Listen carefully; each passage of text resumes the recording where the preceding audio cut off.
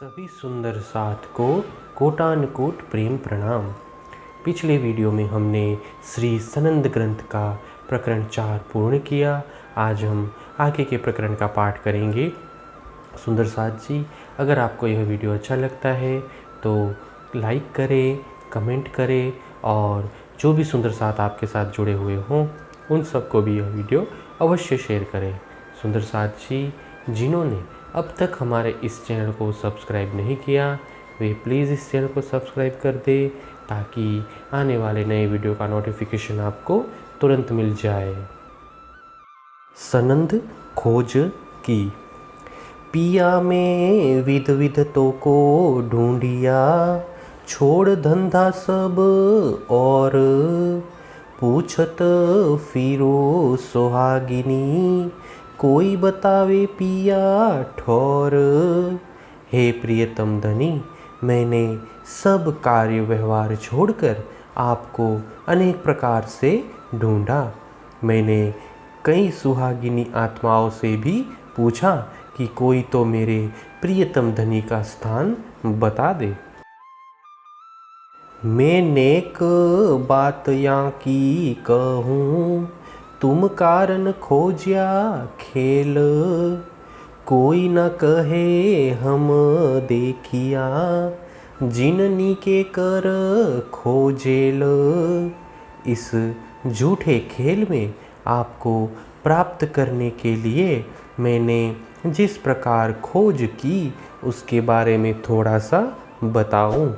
यहाँ पर जिन लोगों ने भी भली भांति परमात्मा की खोज की उनमें से किसी ने भी यह नहीं बताया कि हमें परमात्मा का साक्षात्कार हुआ है।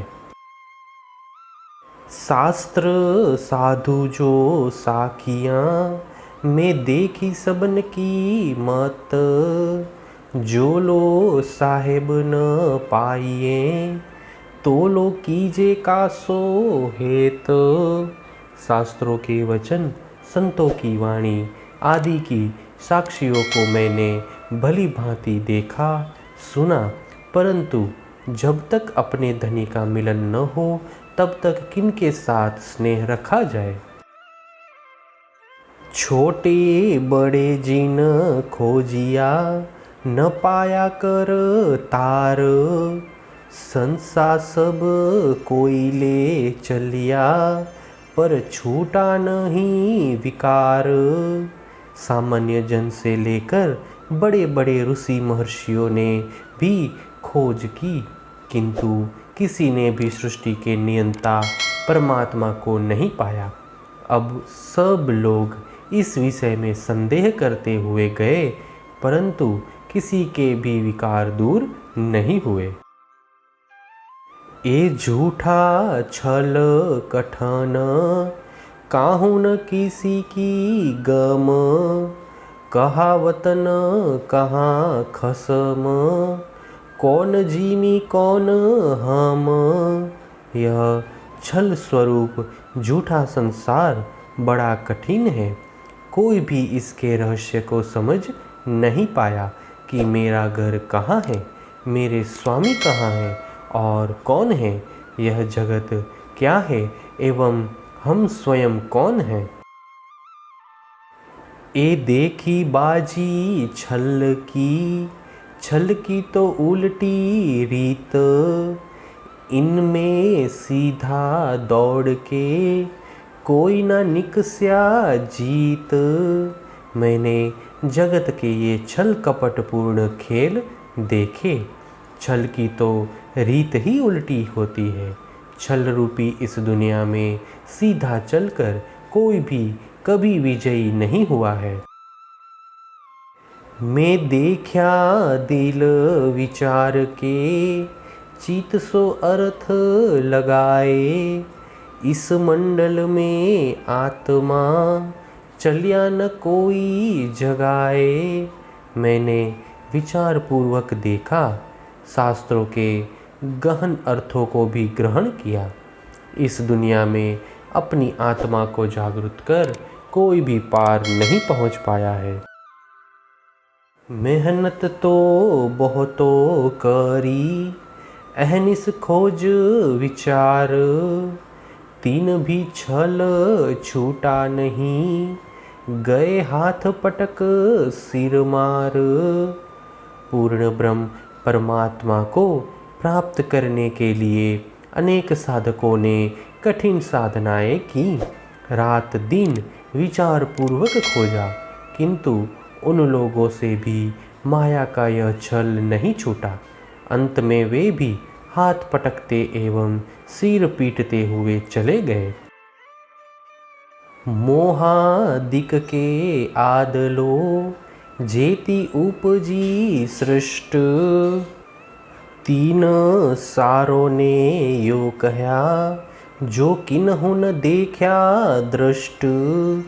मोह आदि तत्व की उत्पत्ति से लेकर आज तक इस ब्रह्मांड में जितनी सृष्टि हुई है, उन सब लोगों ने भी ऐसा ही कहा कि इस सृष्टि के नियंता परमात्मा को किसी ने भी नहीं देखा। वर्ना वर्णो खोजिया, जेति बुनी आदम, एता दृढ़ कीने ना किया, कहाँ खसम कौन हम। संसार में जितने भी वर्णावर्ण तथा प्रथम मनुष्य मनु की संतान हैं, उन सब ने परम तत्व परमात्मा को खोजा, परंतु किसी ने भी निश्चय पूर्वक यह नहीं बताया कि परब्रह्म परमात्मा कहाँ रहते हैं और हम कौन हैं।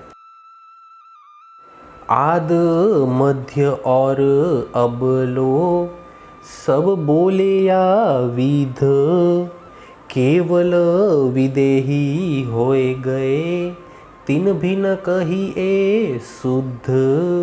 सृष्टि रचना के आरंभ से लेकर आज तक ज्ञानी ध्यानी सब लोग यही कहते हैं, कहते गए, कितने विदेही भी हो गए, किंतु किसी ने भी परम तत्व की स्पष्ट शुद्धि नहीं दी।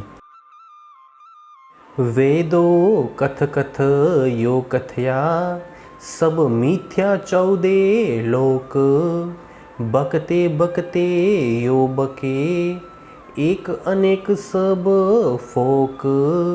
वेदों ने भी बहुत कुछ कहते हुए यह तथ्य बताया कि 14 लोकों में विस्तृत यह जगत मिथ्या है।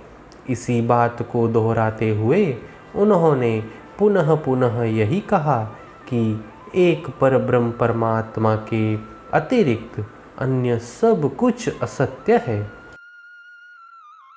बुध तुरिया दृष्ट श्रवणा, जहाँ लो पहुँचे मन, ए होशी उत्पन्न सब फना, जो आवे मीने वचन। बुद्धि समाहित चित्त, दृष्टि, श्रवण शक्ति और मन की पहुँच जहाँ तक है, वे सब उत्पन्न होकर नाश होने वाले हैं, तथा जिनका वर्णन शब्दों द्वारा हो सकता है, वे सब नाशवान हैं। वेदांती भी केहे थके थके, द्वैत खोजी पर पर, अद्वैत शब्द जो बोलिए, तो सिर पड़े उतर। वेदांती भी इस द्वैत जगत में परम तत्व को अनेक प्रकार से खोजते हुए थक गए। अंत में उन्होंने कहा कि अद्वैत के विषय में यदि एक शब्द का भी उच्चारण होगा तो सिर धड़ से अलग हो जाएगा। मन चित्त बुद्ध श्रवणा, पहुँचे दृष्ट न शब्दा कोए, सट प्रमाण ते रहित है, सो दृढ़ कैसे होए। मन चित्त बुद्धि श्रवण दृष्टि और शब्द, ये सब परमात्मा तक नहीं पहुँचते हैं। परब्रह्म परमात्मा इन 6 प्रमाणों से परे है, तो फिर उनका स्वरूप कैसे दृढ़ हो सकता है। इसी के साथ श्री सनंद ग्रंथ के प्रकरण 5 की 15 तक की चौपाइयों का पाठ पूर्ण हुआ। आगे के वीडियो में हम आगे की चौपाइयों का पाठ करेंगे।